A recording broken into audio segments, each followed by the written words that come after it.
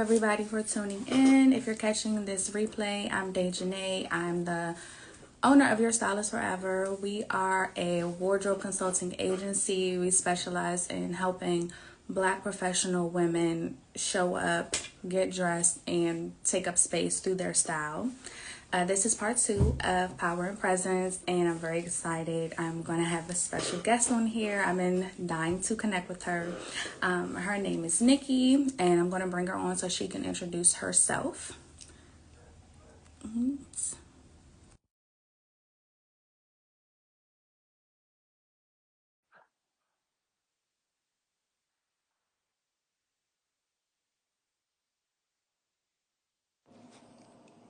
Okay, now I can hear some feedback. Okay.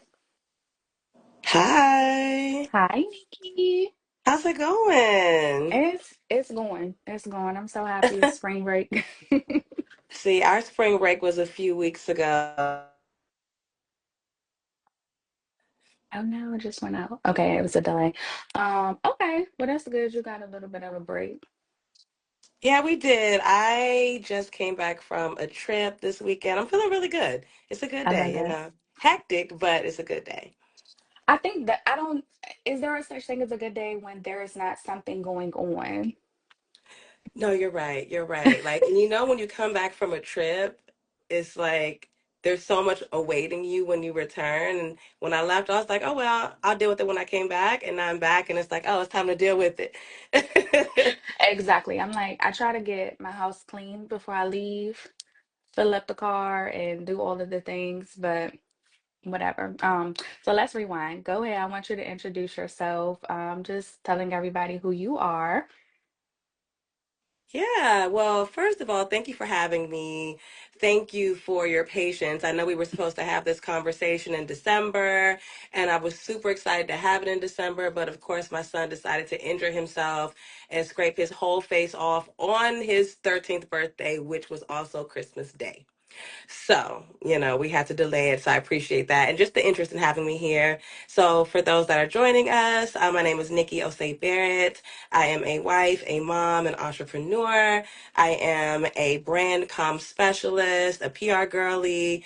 I've worked in public relations, fashion public relations for 15 years, which is actually wild to say. Out I'm loud. like it's so wild to say because I feel like I just started this fashion PR journey, in 2010, but it is 2025. So I have worked with so many different fashion brands, beauty brands. I've worked with Hanifa. I worked with Suit Supply. I've worked with Pop Sugar on the beauty side. I actually launched Shop Style as one of my accounts. So I've been in the game for quite some time. I'm also a nonprofit co-founder. I live in the DMV area and I co-founded District Motherhood, which is the DMV's largest nonprofit for Black moms. We have different events throughout the year. Our next event is the Momference, which is in exactly 4 weeks. And the team is in like crunch time, crunch mode. Frantic. Yeah, it's a lot going on right now. So we founded District Motherhood in 2016, myself and my co-founder, Simona Noche Wright. I have three kids. My oldest son is 24 years old. I know y'all might not believe that because I look 24, And but do. thanks. He's 24, and then I have a 13-year-old son, Nick, and then my daughter, Fancy Faye. She's the one that y'all probably see the most because the other two don't want to be featured in my stories at all. She just turned 6. So that's pretty much me in a nutshell. I have a PR agency, Osei PR, and I work with fashion, beauty, and lifestyle brands. But currently, I'm in-house serving as the brand comms manager for Mayel Organics.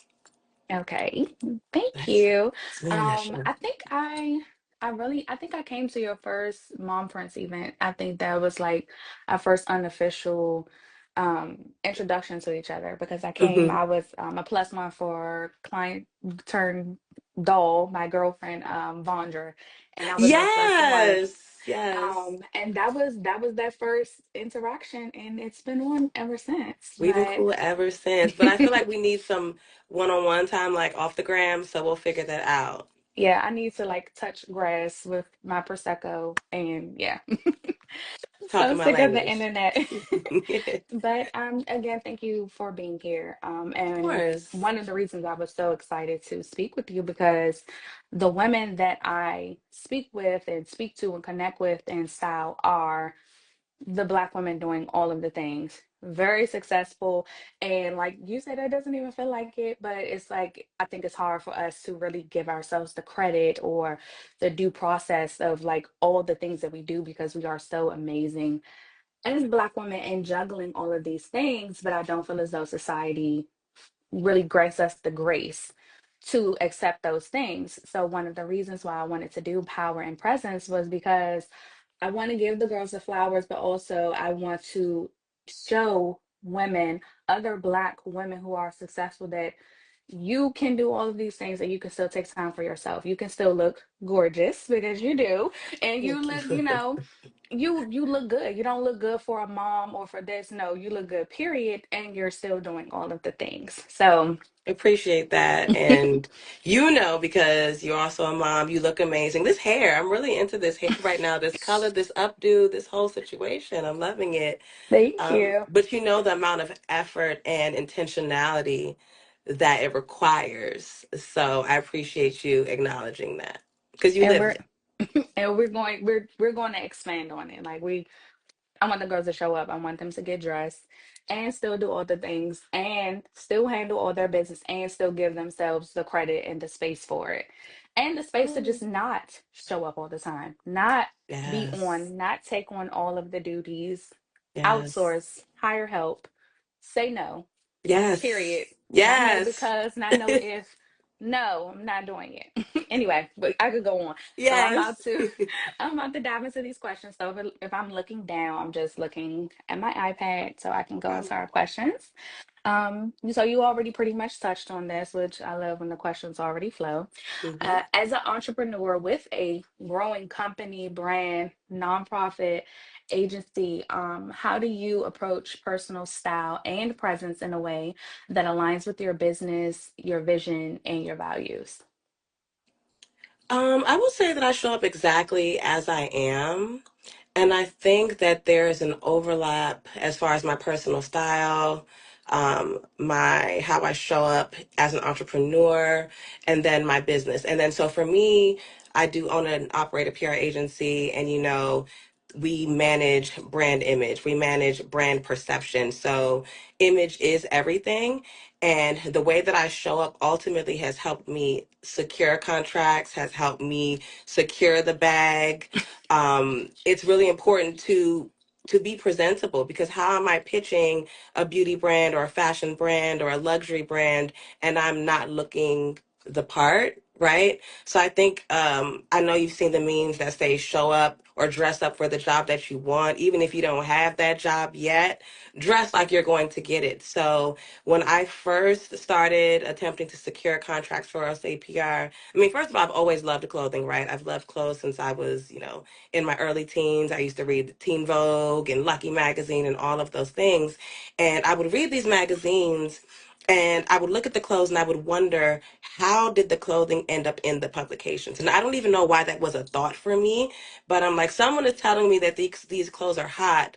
Who is the person that's telling me that the clothes are hot? So I started to do my research and then I discovered, okay, this whole world of editorial and public relations and stylists. And so I'm like, okay, so the editorial person, she writes about the publication, writes about the piece. Who tells her that the piece is hot? And then that's how I discovered the career of PR. Like, so as a publicist, I shape brand perception. Essentially, I make things hot. I'm the gatekeeper and disseminator of information, right? And I said, oh, okay, well, that's the job that I want. And Yeah. so once I started to do my research, and I'm from the DMV, the fashion scene really wasn't popping like that back then. And I was like, okay, Mm-mm. so I have to leave the DMV area pretty much. But that's when I really started to immerse myself in style, what I'm wearing, how I show up, so that I could start to secure these opportunities. So I said all of that to say, like, I've always approached my personal style in a way to, one, show up as my best self, but to position myself in rooms places and spaces where the people that I want to meet and the opportunities that I hope to secure reside. So I still do that to this day, but now it's a lot more innate. I'm gonna get dressed because I just enjoy it. It's reflection and extension of who I am and how I feel on any particular day. But please do believe that you can create opportunities based on what you are wearing. So I perfect. You would have thought I fed you these words, but I did not. Um, you touched on a couple of points that I want to like let's run it back because they were gems. One is just showing up. You want the opportunities, you have to look the part. hmm When we are Black women, there's just always something, some type of challenging thing, some type of humbling thing as to, well, why is she here? How did she get this? Why is she, and I got this because I got this, but something about you not looking the part is already, it's like as soon as we come into the space, they're already deducting points. exactly. Who told her to come here? Why is she here? Where does she work? So we don't have that space to not show up dressed to impress. Yep. I always say your personal style is like your visual resume, your visual business card. hmm They're going to judge what you how you are showing up before they look at your degrees and your merits and your accolades, which we have them, but you don't have time to show them. So Absolutely. that First was that impression. It's the first impression. seven And I will seconds. say, when I first moved to New York and I was working and interning, I was the only Black girl there. In most of the places where I interned, there would be, there might be the token, gay Black boy, but you also have to think about like the hierarchy, right? And the Black woman, unfortunately, we are always going to be at the bottom of that list.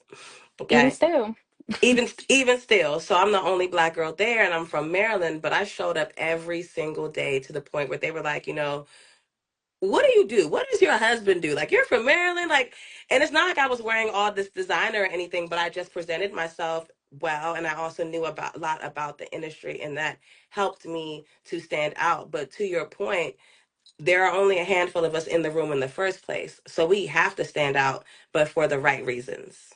exactly. You're opening doors, you're paving ways, and you are using your style as a strategy. You're using it to leverage you to get where you want to go. Yes, And yes, it's something that's not talked about as much, but it needs to be talked about. Like it's literally a secret weapon that absolutely. some people know and some people use, and it's gate kept. But we about to open the gates. Absolutely. Look, I want everybody to show up as their best. I'm not that kind of person. Like, I want my girls to be fly. What are you wearing? What do you like? You know what I mean? Can we be one band, one sound? Please don't diminish anything. And you also touched on that, like just showing up as yourself, hmm but still also trying to navigate these spaces. So that goes into my next question. How do hmm you maintain authenticity in your personal style and business, especially while you're navigating motherhood? Key on motherhood, because I know for some women, I especially myself, like I lost the piece of myself when I became a mother. Like my whole identity was just like I'm Isaac's mom. Like Yeah. I didn't have any type of anything else going on. So I had to like work my way back to being my own self. So yeah, tell me about, how you maintain your sense of self and your authenticity in this journey.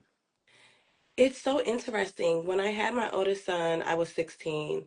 I didn't even have a personal style yet. I Didn't just have a look person. back like, girl, what were you doing? How did you have a whole baby at 16? But from there is when I started to discover like my personal style. After I had this baby, I was like, I'm grown. In my head, I'm grown. I'm 16 years old, but I'm like reading these magazines and seeing the way that girls dress, and I'm like watching Fashion File, and so I kind of grew into my personal style with him. And then by the time I had Nick, I moved to New York when I was 25 years old. I graduated from Bowie State in 2009. I was an older graduate, but it doesn't matter as long as you get that You degree. did it. Got the degree. I moved to New York when I was 25. I was a 25-year-old intern. My bosses were 19 and 20. And it was okay with me because, I'm a very humble person. I understand humble beginnings, so that wasn't an issue for me. But I was living in New York, working in New York, exposed to personal style, like really learning like the fashion industry. And then I got pregnant with my second son at 27. And so I was fighting to hold on to that dream. I was living in New York, but when I had him, I had to move back to the DMV. And there was just so much in me that was like, people are going to be disappointed in you. You moved to New York to pursue this fashion PR dream, and you done had another baby. And, you have to prove everybody wrong, actually. You have to prove to them that you didn't lose yourself, that you didn't let go of your dream, that you can still get this amazing job at a PR agency. So I fought for my personal style. Like, I even landed my dream job after I had him and moved back to New York with a 6 month old and was ripping and running the streets like a lunatic with a baby. But it's because I refused to allow having him to put my dreams on pause. As it is, I already felt so delayed, like, okay, I'm 27 and there are all these other girls, they're much younger than me and they have these roles that I desire. I can't let this go just because I have a child. So I never let my style go. I kept dressing. In fact, I incorporated him into my style. I launched a style blog. It was called Calm Moms. I recently relaunched it, but now it's NikkiOsei.com. But back then, I would chronicle my PR adventures, our fashion adventures. Nick and I, we were like the OG mommy and me. Like, we were wearing matching outfits when he was 2. This is in like 2013, Hmm. I was very much like, I'm going to incorporate him in my style. Maybe one day we can go to fashion shows together. We were wearing matching outfits here, taking photos and documenting them. So I never really allowed motherhood to interfere with my personal style. And then when I found out that I was having a daughter, 6 years ago, y'all already know I'm obsessed with with my daughter. I love all of my children, but it's something about being a girl mom that just brings me so much joy. But additionally, I realized that I bear a responsibility to show her, like, I am her representation of womanhood, of Hmm. motherhood. So I really take that very, very seriously. And so now, like, she watches me and she sees me in my rawest form, but she also sees me transform every day. She sees how I get dressed, how I put on my earrings, how I put on my makeup, and I see her emulating that. So I said all of that to say, um, maybe it's because of me working in the industry. I never had that style disconnect. Now I did experience postpartum with Faye. I did experience weight gain, weight loss, all of those things. But I fought really, really hard to maintain who I am innately because style brings me joy. But also now I understand that I have a responsibility to raise my daughter and make sure that she also is able to, I mean, one, be a good person, but know how to show up in a way.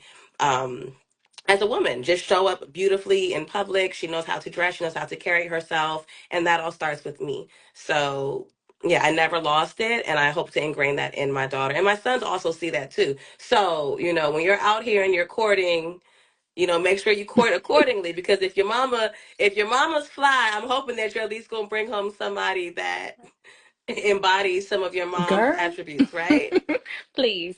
Please. Okay. Yeah, no, and I definitely love that. So what I'm hearing is your moral compass superseded any of the things, the expectations, the I don't even want to say limitations, but the barriers of having a mom, becoming a mom again Hmm. and trying to maintain your career goals. So yeah. No, I fought for it. I fought for it the whole time. And it could have been because I felt like people were judging me or had these high expectations of me. And, I didn't want to disappoint others. But then it got to the point like, I'm doing this for myself, but I'm also doing this for my children. And now more specifically for my daughter.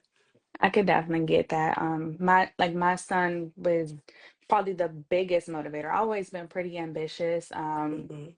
I was in when I got pregnant with him, because my son's actually a rainbow baby. So I was Hmm. pregnant in 19. I lost that baby, and then um, my son came in the midst of me being in an abusive relationship. So I completely separated from myself. But me wanting to make sure, like, you're going to come up in this environment, you're going to have these opportunities, you're going to do this, that drive pushed me more.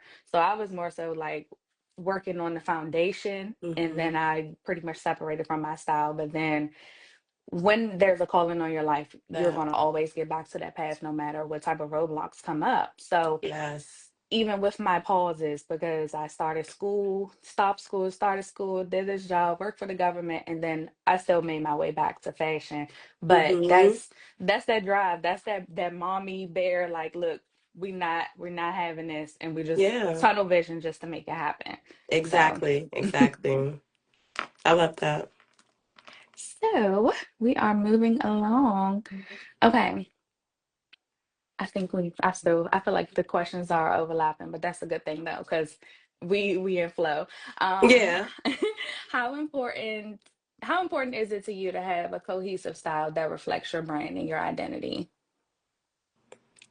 You know what? I think that my style is cohesive, but I also feel like it depends on the occasion, right?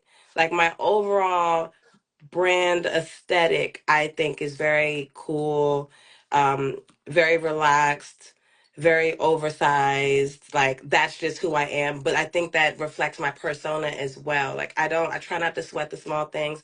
I like to have a good time. I still always look very polished in what I do, but I don't take it too seriously, if that makes sense.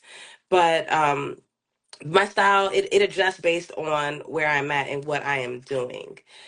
I think a great example of this, um, like if I have a meeting or if I'm trying to close a deal, that's going to be a different aesthetic than what I would wear if I'm going to, like, a conference meeting or like a general meeting, right? Still the same aesthetic as far as maybe proportions and lines and things, but there'll be something to refine it a little bit more.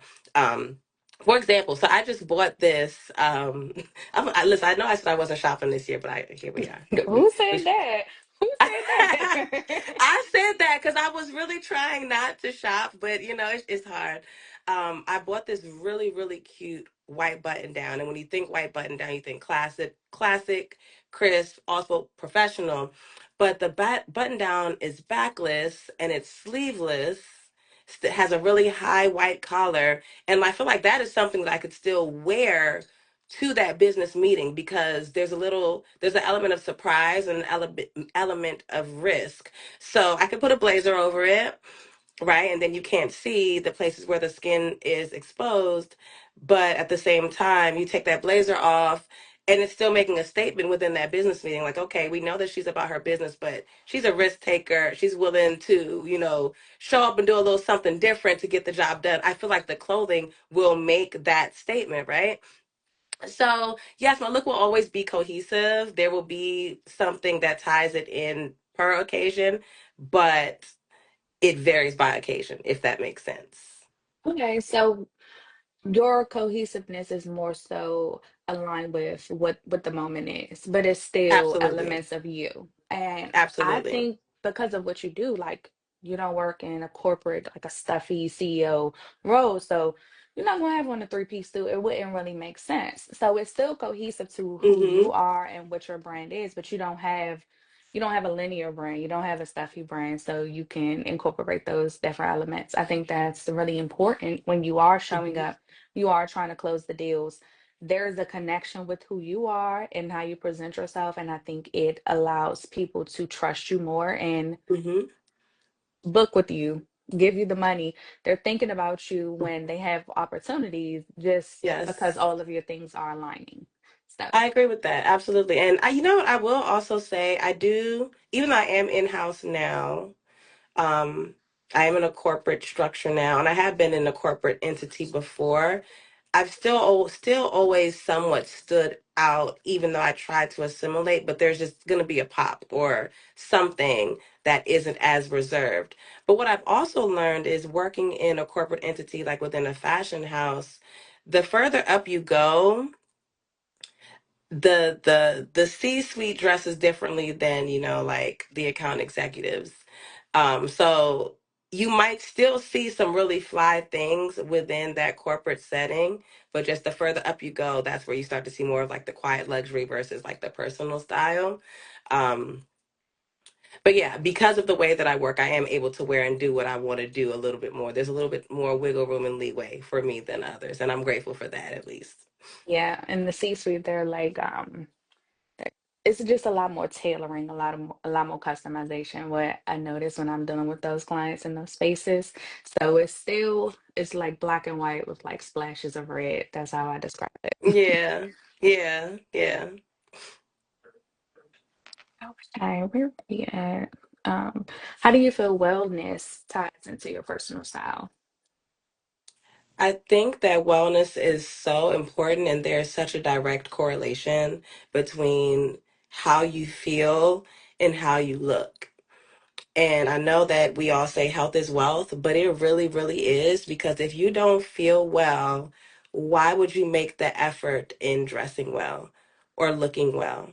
And it's also very easy to dress up to disguise how you truly feel. You can dress up to hide your weight. You can like clothing is amazing. I think that's why I gravitate to clothing, because you can do so much. It's such a beautiful expression of self.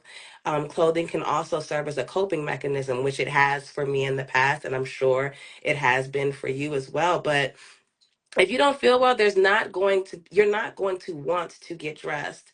And so last year, I gained 20 pounds. 20 pounds of happy weight. Thankfully, I wasn't depressed or anything, but I was just living my life and having a good time, okay? A I ball. turned 40. I was having a time. I turned 40. I was traveling, loving on my husband, eating all the food, drinking all the drinks. And by the end of the year, I had gained like 22 pounds, and I was in shock. And as Like, someone who's what is this? what is this? Who is this? Where did this come from? And it happens very quickly. But beyond just the weight gain, like my clothes weren't fitting, I was lethargic, blood pressure is high. Like I just overall wasn't Mm. feeling well. And I was still getting dressed, because you can dress a mess, right?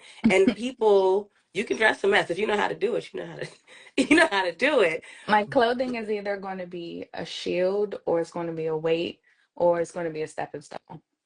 Exactly. Oh, yes, yes, yes, exactly that. So I was still getting dressed, but how do you feel when you take your clothes off, right? And then how do you feel in general? Can you get up a flight of steps without huffing and puffing?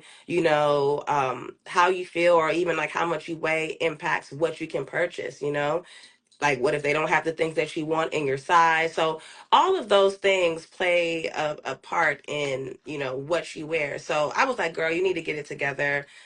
Got back in the gym, got my diet together, was getting more rest, eating well, and immediately started feeling better. So pretty much I would encourage any woman, any wife, any mother to really prioritize your wellness, because if you feel good about yourself, if you like what you see when you look in the mirror, and not even just that, but like if you have the energy, if you are getting enough rest, if you are not feeling bloated because you're eating well, you're more inclined to put some effort into what it is that you want to wear.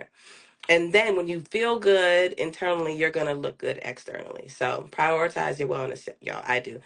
I'm always going to be in a step class, the gym. I hate the gym, but I do what I need to do, because I want to be able to buy the things I want to buy. I want to wear what I want to wear, and I want to feel good in my clothing. I don't want to feel restricted.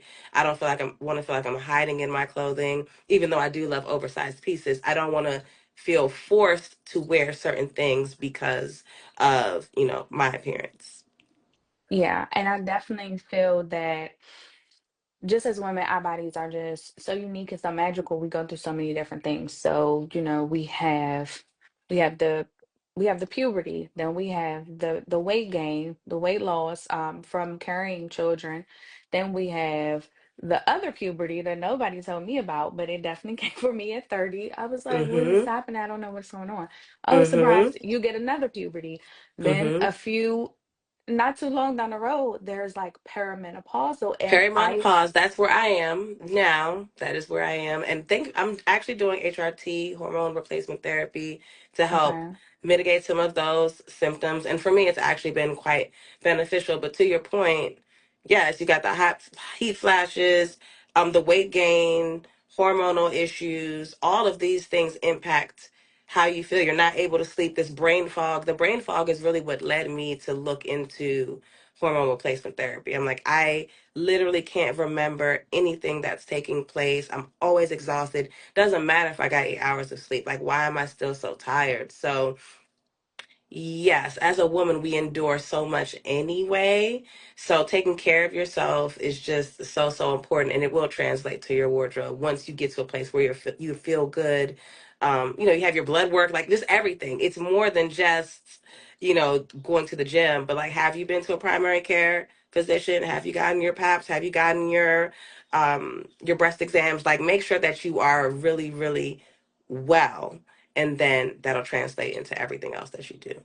Yeah, and I just don't think we have safe spaces to talk about these things and receive this information. I think the things just hit us and we're like, what is going on? And we don't have anybody to talk about it because they don't talk about it. Or Mhm. they don't want us to Mhm. talk about it. Like, you need to be quiet and cute and put up. And it's like, no, we have real things going on. So I'm glad that more women are speaking out about it.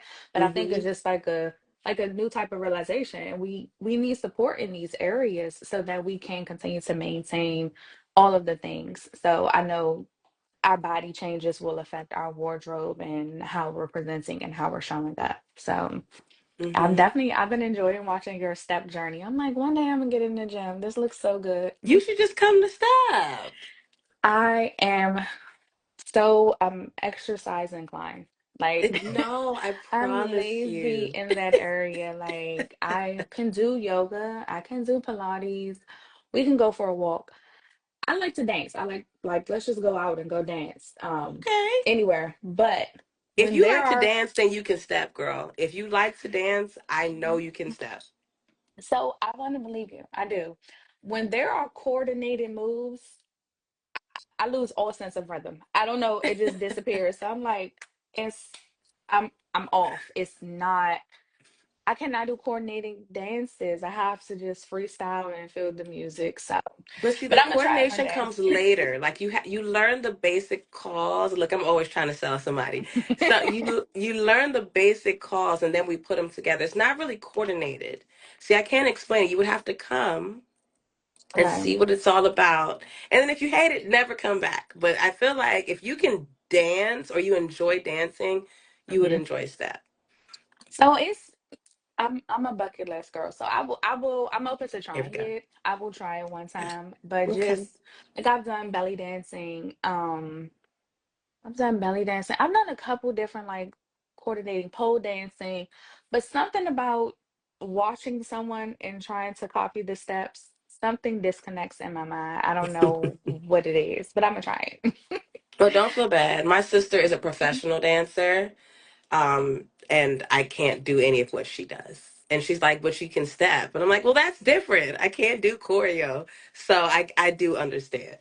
So I think I could do that. Like, I grew up watching 90s dance girls. So I can do like some dances, but I'm watching it and I'm repeating it. Now, if you did a 3 count and we had to do it, they kicked me off the stage like on Mean Girls. So, I don't believe you now. Nope. So we're gonna find. I'll let you know what my next class is, next one, and oh you my gotta come through. gosh. And I can't turn down a challenge, right? Nope. Okay. So, all right, we're going best. So, touching grass, drinking prosecco, and then we're going to do a And step dance class, class, yes. a Yep. step class. Okay. Um, I think we kind of touched on this too. But when you're navigating a day filled with meetings and you have to create content and show up, how do you feel like I'm not gonna even ask this question because we talked about this showing up in the meetings and still having your personal style intact. Hmm. Um, how has your identity and heritage influence how you express yourself through your style and how you show up in your business? Oh, I love that. So I'm from Ghana. I was born in Ghana, but I came to this country when I was 10 months old. My parents are Ghanaian. My whole family is Ghanaian. And if you know anything about Africans and African culture, we are very proud people, very bold people, um, can be flashy at times, colorful. Like, I feel like Nigerian men or like African men are so flashy, but you love it. But we grew up with so much just pride in who we are, even though society and people would try to tear you down and make you feel less than. We're very, very, very proud people. And my mother was incredibly fly. We grew up in this community called Asante Kotoko, and it was like an association of Ghanaian people in the DMV area. And so we would have different parties, annual dances, Christmas parties, picnics, and all of the aunties. They were so fly, and they would have on like traditional attire. They would have on matching kente cloth and geles and head wraps and dukus, and like my mom was so fly, and I have such vivid memories of ironing her clothing before she would go to these events. Sometimes Mm. I could go to them, sometimes I couldn't, but there was a party every weekend. And to this day, there's gonna be a party, whether it's a real party, an outdooring, or a funeral. The funeral is still kind of a party. There was an event every weekend, and so I would iron her clothes, and and it's typically like African prints, and they're also very difficult to iron. So I would be ironing forever, and she would be like, "Girl, make sure that my clothes are pressed." Don't play. And there's don't play, and there's multiple pieces. There's the duku, there's the actual bodice, and then a long skirt, and then so I'm ironing forever. But I would iron her clothes. She would get dressed. She would put on her makeup. She would stare in the mirror. She would do her African dances, and I would just be looking at her like, "Wow, you look real good." And she did this every single Friday and Saturday night for years. That is what I grew up seeing. And I grew up just seeing, you know, our native clothing looking so good. I never felt like, oh, I don't like African clothing or African prints, because that is what I grew up seeing. But seeing my mom get dressed up in that way and how she presented herself so confidently, so boldly in this world that would try to diminish African culture, I think a lot of that was ingrained in me growing up. So when I show up, I'm always going to be bold. I'm always going to be unapologetic. I'm always going to be incredibly confident. And I will also say that when I grew up, I was not the most confident, because I was an African girl, and because, in the 90s, it was not cool to be African. Now it's cool. Now everybody want to go to Ghana, and everybody Dirty December and all this. Me and my sisters, we joke. We're like, today's kids will never know what it's like to be called an African booty scratcher, because like it's cool. It's cool now. They are a lot more, I guess I'll say, woke, or seem to have a little bit more of a sense of Yeah. inclusive. Oh my God, inclusiveness. Wow. Yeah, Um, it's a tough word. It's so, cool. but then also too, they're also like cruel in their own right. So, Oh yeah, they're um, cruel in a different way. That is a fact. That is definitely a fact. But I mean, even just to see, I'm always online and just seeing how like now Africa is the hot spot, and people, want to go and hang out. They're buying properties there. It's great that people want to go back to the diaspora. And it's even become such a touristy place to where, locals or natives can't go back home because of how expensive it is to go home, because now it's a mm, destination. It's a destination. So those that just want to go back home, they have to pick certain times that are off peak to be able to afford that ticket, because now, the motherland has become this hot spot. But nonetheless, my mom, she was really, really stylish. Her looks were aspirational. I realize that now, especially when I look back at photos, like you were really killing it back then. And even though I don't wear like as much African attire, I think I pulled from that confidence. And she's always told me, like, when you go out, similarly to what we talked about earlier, people are going to judge you based on your first appearance, especially as an African woman, especially as a darker skinned person. Like, you need to look a certain way when you go out.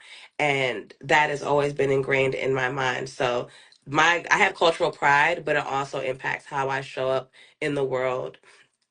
Yeah. pause. Okay, I think we had a pause. Okay, are we back? Yes. Can you hear me? Yeah, I can hear you. Okay. Um, so you would be considered a first generation for your family. Is that correct? Okay. Yes. So Yes. that's one layer of pressure. Then in the time that you were, Hmm. coming up in this area, there's always this, we'll just say colorism, this discrimination thing. Like you can't be Absolutely. different. Then you're a young mom, but then also too, you are still rooted in your sense of self because you Hmm. have this heritage and it's still being instilled from your mom. And then fast forward, you're literally doing the exact same thing with Faye, whether Hmm. it looks like it or not. Like the Yeah, good traditions are being passed down. So that's, absolutely. I think that's really important. I always admire that about um other cultures who, other nationalities who do come over here, and I'm like, I just always admire that you all have a sense of home to refer to, that Mm-hmm. part of your history or lineage has not been erased. And I think it's something so special because, like, just growing up in this area, my great grandparents, they were already natives here, Mm-hmm. or let's just say if they weren't, we don't have that part of history, but we do have older people who are like over 100 years old. So Yeah. as far as our roots trace back, we were natives here in Mm-hmm. America, and it's not the Mm-hmm. same because we don't really have any references. We are creating Yeah. our own references. So I, Mm-hmm. I definitely love that. Um, and how I'm does grateful. how does Faye take to it? Like knowing about her other, her history. Yeah, it's so interesting. Like, she'll visit my mom, and my mom will speak to her in Tree, which is our native language. And she's like, Oh. Mommy, what is she saying? And I will say that I do feel badly that I cannot instill more of the culture that I grew up with in my child, simply because, like, I understand the language. I don't speak it as well. I wouldn't say I have as much Ghanaian culture or foods or things in my home. And I think that's actually something I could still work on, but she's fascinated by it. My son is also fascinated by it. My oldest son, Jalen, he actually grew up in my household with my mother. So he ate more traditional foods. He heard my mom talk to him, and he loves to tell people that he's from Ghana, and they just be looking at him like, what? He's like, yes. He'll tell them his name, and he's like, they call me Ohene, which means king, and they'll be fascinated, like, really? He's like, yes, I'm from Ghana. So I think that I'm glad that you even asked that question, because it's something that I've talked about wanting to incorporate more of my culture in my household and expose, my children to it more so. But Faye, when she is around her grandmother, she's like, what is she saying? And where are we from? And like on traditional day at school, she's going to wear a kente dress and things like that. So she'll always know her heritage.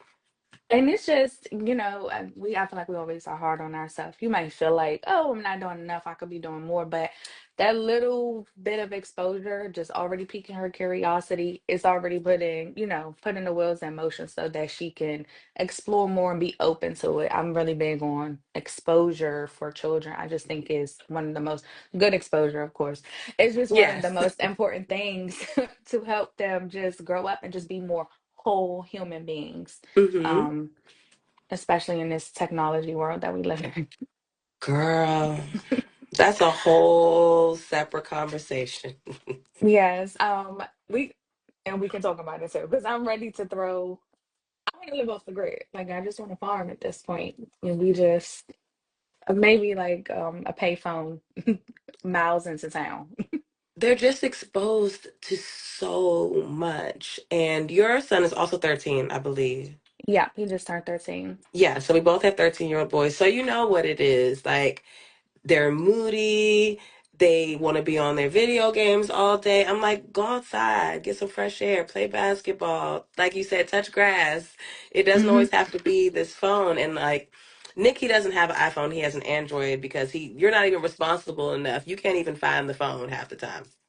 I get that. And I got him the phones because he goes to, basketball. I need to be able to contact him. But now he said he's getting roasted. He needs an iPhone. I'm like, well, so why do you need the iPhone? Like, explain to me why is it because you want to FaceTime? Like, what? This phone does what it needs to do. Why do you need an iPhone?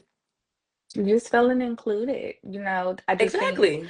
Hmm. junior high is already tough, and people, they're finding themselves and they're looking for some reason to exclude somebody from something. So they're Yes. looking for differences to balance out their insecurities, and it just is too much. But yeah, my son does have an iPhone. He was able to get a phone. Like the rule was like when he became 10. I wish I would have made it like 15.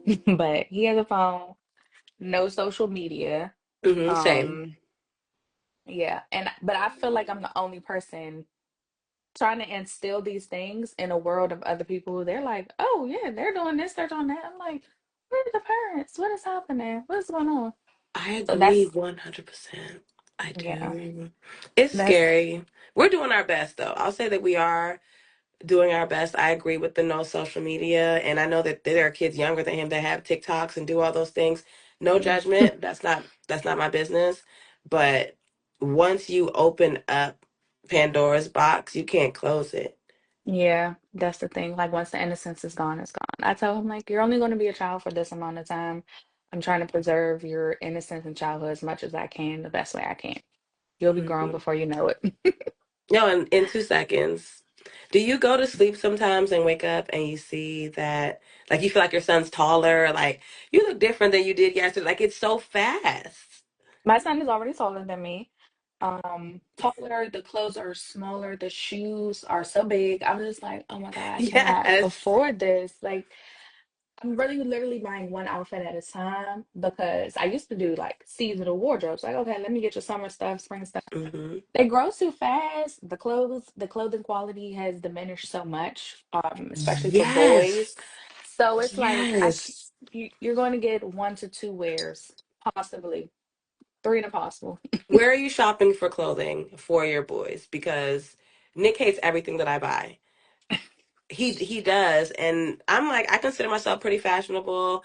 I'll go to, like, Nike store. I don't mind going to Marshalls or Burlington because they have, nice Of the things. They things. they have all the things. They have all the brands there. But he's like, well, why don't you buy me some stuff from Shein? And I'm like, Shein? Boys like Shein? And he's like, yeah, they have cool stuff. I'm like, It's $3. and they made it So in Bangladesh. I don't even wear Shein. Respectfully, I just don't. But I didn't know that boys. same. He's so. Where do you shop for your son? So my son absolutely hates fashion, style, clothing, and I always say like he is my most complicated client, because I'm like, am I not skilled? Because 9 times out of 10 he hates my things. Um, he's getting better. I'm convinced that he is a easy joggers type of guy. Me Hmm. and the Nike outlet, we go together real bad because the Hmm. sales and the prices. He's in men's clothes, he's in men's shoes, and I'm like, I don't mind. Well, I do mind, but I don't mind spending the money on the things. But my son, the way he treats shoes and clothes, like he does not care about it at all. If At I could all. go get him some wholesale, if if I could buy him some Sheen stuff and some bulk for 3 cents, I really would, because he does not care about it at all. He is getting better though, I will give him that, but it's really just Nikes, joggers, a hoodie, a sweatshirt, some tennis shoes. That's it. That's all he gonna give me. Okay, so they are wearing the same thing. So that's cool. So that's all right. But he definitely said something to me about Shein the other day and pulled up all these clothes. I'm like, you really want this here? I'll buy it for you, but I mean, it's poorly made. It will only survive one wash. But because of the way that they treat their clothes, is that what you need? So I don't know. And you're only gonna have him for 1 second. I feel like I'm constantly instilling this thing of like, you don't have to do what everyone else does. You don't have to, I don't want you to be materialistic or anything like that, or like Hmm. a label whore, but also too, the things that your friends are doing or being exposed to is not the things that you're being exposed to. And that's okay, but Agree. you're trying to keep up with people who are lagging behind you. Just be yourself. Focus on your own. Keep your eyes on your own paper, and it's okay. Everything will catch up eventually. No, I agree with that. He's in private school and he's getting ready to go to public school, and I think that's where some of this is coming from. He's like, I'm gonna I'm need clothes, and I'm gonna need this, and I'm gonna need that. So I'm like, who are you talking to? How do you even know? I'm trying to pull it on back. I'm trying to get into private school. I don't I know it's public not. school, the public charter. I think we've done enough of our like social experiment exposure, but it's trying to pull it on back. My son mostly went to Montessori schools for the Hmm. majority of his education, but for like the past 3 years, he's been like in a traditional public school setting, and it's nice, but I'm over it. I'm so over it. I'm He, stressed. I'm very yeah. stressed. He wants to go. He's been in private school for 4 years now, and I do want him to have, a traditional experience. He goes to a Christian school too, so like they don't do anything fun. They don't have prom. They don't have any of that. So I'm like, okay, I'm Just make willing. him a prom. Just make one. You like, girl, We'll protect that come. baby. We'll come. I'm trying to. We'll talk offline. Yes. But yeah, Okay. yeah. So. No. I'm trying to get my son out of school immediately. Mm, Um, but okay, we are tying, we are winding down to our last questions. If you had to choose three must-have pieces that express who you are, what would they be and why? okay. When you say three must-haves, are you saying like specific brands, designers, or like three just garments in general, three pieces of clothing I already own that I always gravitate to? Like, what are we, So or just like anything, however I interpret you it. you can only wear three things, three of your favorites, and it could be a designer specifically, but it doesn't have to be. So you just have a wardrobe consisted of three things that you like. They are non-negotiables. Like, what are they? Okay, I will say jeans, oversized jeans. I would say the Hanifa jeans. I forget the name of them. I have them in two colors. They're pink. They have the pink with the slits on the side, and then I just got them in the olive Okay. green. You know which ones I'm talking about. I'm actually about to order them in brown as well. Okay. But it's just such a good piece of denim. I mean, I love Hanifa anyway. I did essentially launch that brand. Hanifa is amazing. She's so wonderful to work with. The pieces are quality. So Um, good. it's just a fantastic brand. I can't say anything negative. I've never had a bad experience with a Hanifa garment, but those jeans, they're high waist. I like they kind of have a barrel fit around the knee. You can dress them up, you can dress them down. They're perfect. So that would be one. Two, I would say it could go either way. It could be a blazer because I feel like a blazer, you just need a good blazer. It's a power piece, right? It's a statement piece. Again, you can dress it up or you can wear a t-shirt or a crop top underneath it.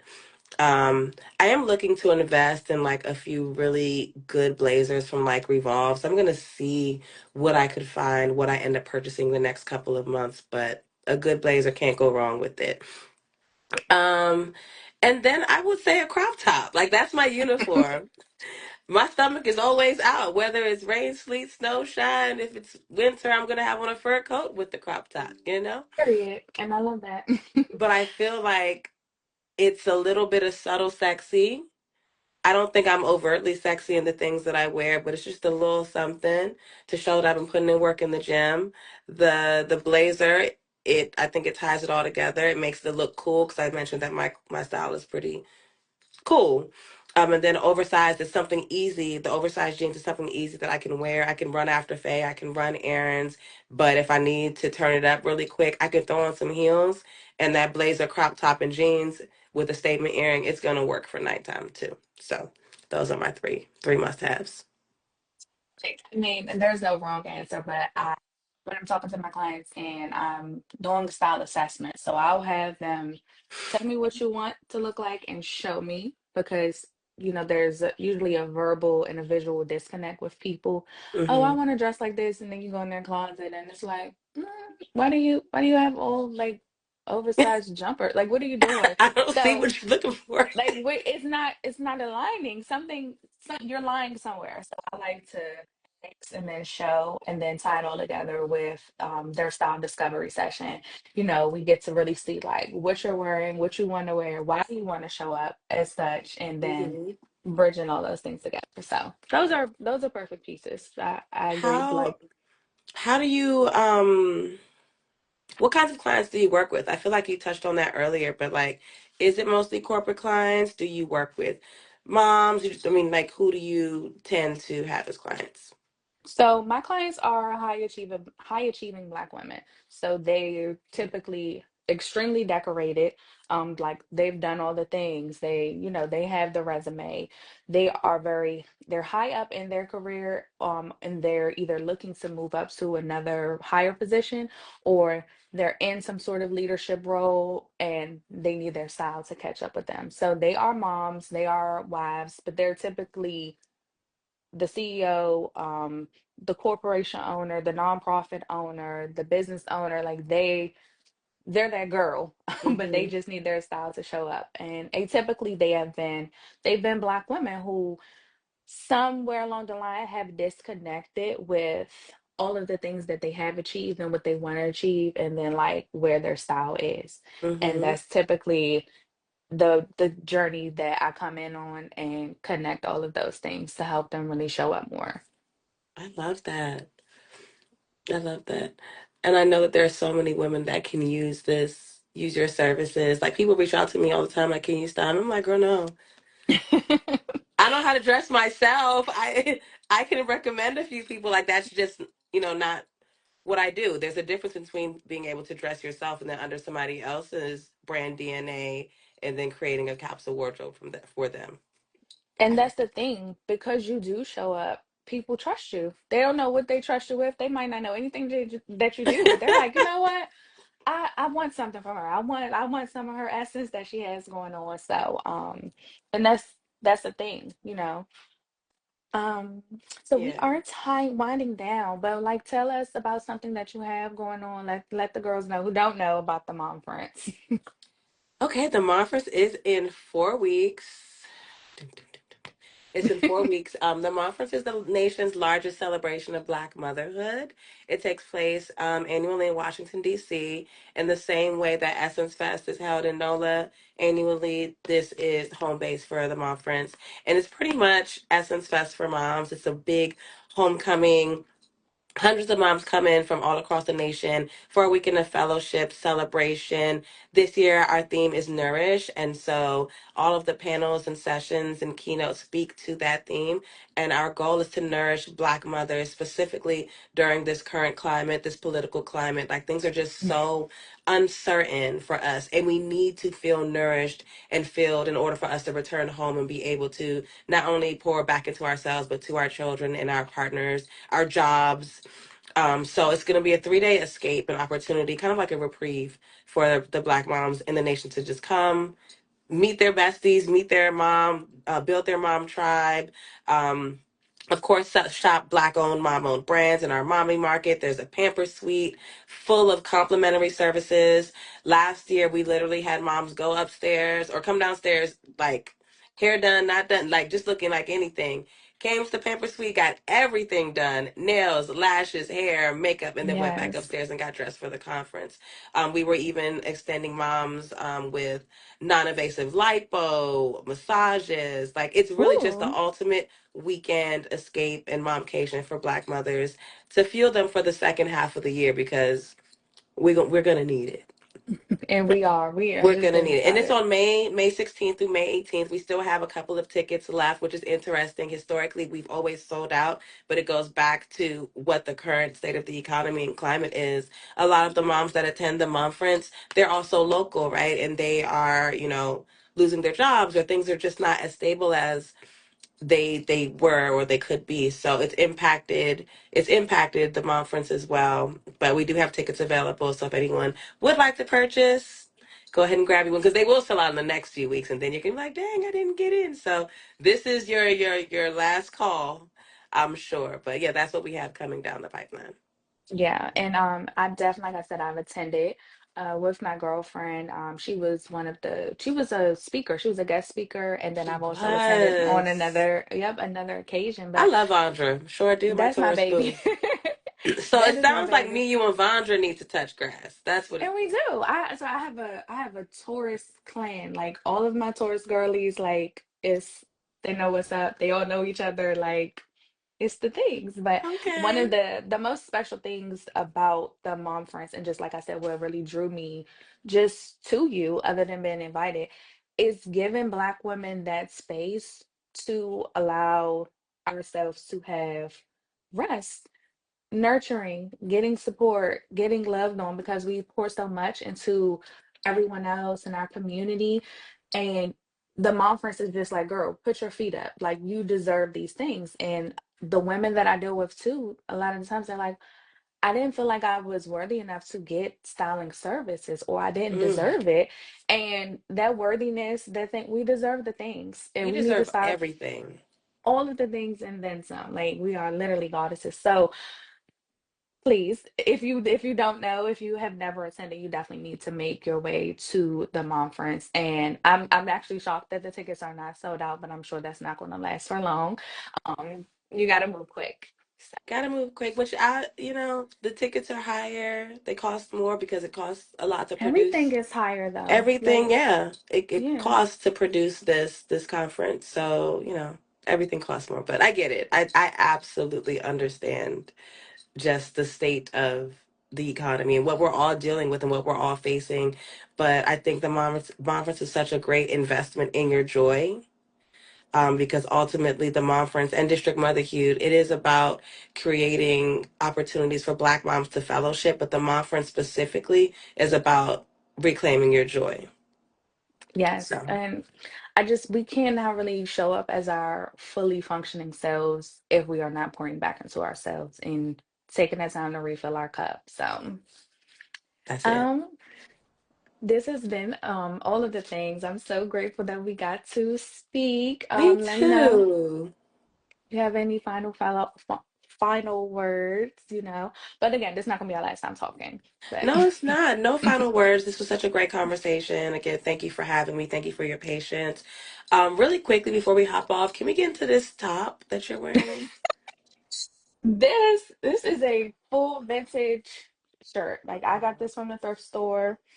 And it's an oversized button down, which that's always going to be on my essential list. But Same. I Hmm. love the print. I love how unique it is. So yeah, and I just this is my girl. If I could wear this every day, then I would. But this is my simple, my basic.